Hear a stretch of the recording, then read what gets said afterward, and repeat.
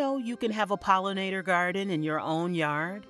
Watercolor paintings of colorful native flowers appear one by one on a black background, as if a garden in bloom.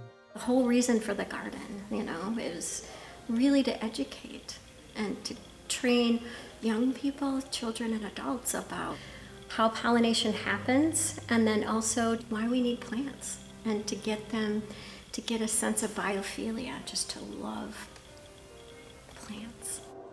Volunteers plant seedlings from a tray into the dirt. Judy leads volunteers and staff in a planting on a cold spring day. My name is Judy Voigt, and I work for the city. I am the gardener and the urban ecologist here. And about a year ago, I was asked to do a pollinator garden at the Nature Center. We wanted to have berry-producing plants. We wanted to have trees and bushes, and then forbs, especially because we need flowers for pollination. And the berry-producing trees, of course, and bushes have flowers first, and they need to be pollinated in order to have the berries. Someone plants a high bush cranberry shrub, loosens the roots, lowers it into the ground, and packs soil around it. There is an apiary close by. So we put a couple of hawthorn trees in, a beautiful serviceberry in one corner, high bush cranberries, some dwarf honeysuckles, and my favorite one is the meadow rose. And that's a woodland rose, and people don't realize, yes, roses grow in woodlands. And the coolest thing ever is to watch a bee in a rose, because they love it so much. They literally roll around in it and get covered in pollen, and the nectar is so sweet, and it's just a really wonderful experience. Bees eat nectar in a pink woodland rose, a yellow flower, on purple stalks of wild blue hyssop and salvia. 2 bees emerge from within a woodland rose. When I work in gardens, I have the bees all around me while I'm working. And because the flower is really kind of like a restaurant for the bees, they can sit there and eat, and they're focused on eating. They're really not focused on you. So unless you step on them or directly touch them, you're not going to get stung. The time that you get stung is if you go too close to where their home is and they're trying to protect their young. And we understand that. We want to take care of our home and our young. And so as long as the students and the adults stay away from where the bees enter the apiary, it shouldn't be any problem. Bees buzz around an apiary made of stacked wooden boxes. They enter and exit the apiary through a small round opening. When this project was brought to me, I went to the site and I saw that this is a perfect garden to build a path around in a circle, because right in the center was a hole. A large, shaded garden area slopes into the center, covered by a mat. And at first, Mark A-Strike told me that, oh, well, we'll just fill that in. And I was like, no, don't fill it in, because this hole is a microclimate, and we can put plants in this that like moisture. You can put willow and meadowsweet. It's just going to be a burst of color and beauty right in the center of the garden. So the students and the adults will be up on the hill around the path and be able to look right into the willows and see the catkins in the spring and all the pollen that they provide for the bees.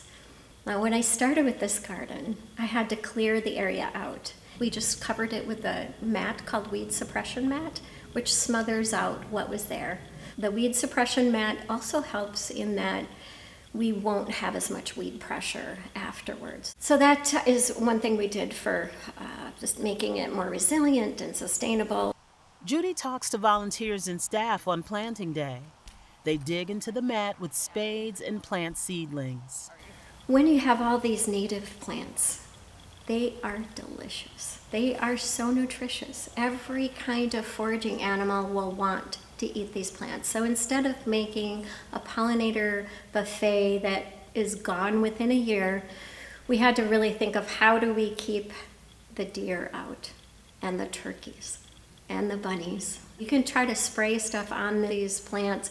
That would be a lot of maintenance work, and the only way to keep them out is with a fence. So that's what we put in. We have an 8-foot tall deer fence. We had to use that height because deer can easily hop over 5 feet. So that was a big part of the project, but this will make it succeed.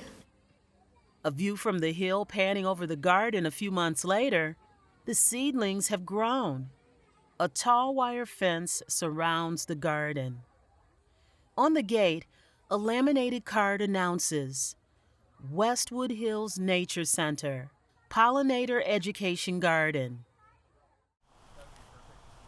Normally, native plants, you don't have to give them a lot of water. You don't have to fertilize them. They just can be in the existing soil and they do really well. That's why we are trying to get people to put in gardens in their backyard because they're so much easier to take care of. You know, I can't beat the invasive species. They win.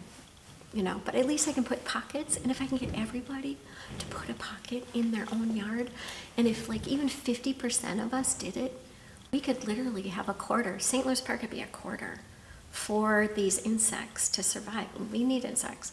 A lot of our fruits, a lot of our plants that we like to eat, we can't have those without pollinators. The screen, split 3 ways, shows bees eating pollen on bright yellow flowers of Rudbeckia, blanket flower, pink and purple native flowers of wild rose, verbena, and purple coneflower. There are caterpillars and beetles too. It's going beyond beauty and aesthetics and making something that's functional, that's ecological, that's helping our planet, that's helping the ecology, that requires less inputs, that helps clean our water and cleans our air and brings joy to people. Watercolor paintings of colorful native flowers appear once again on a black background. The garden is in bloom.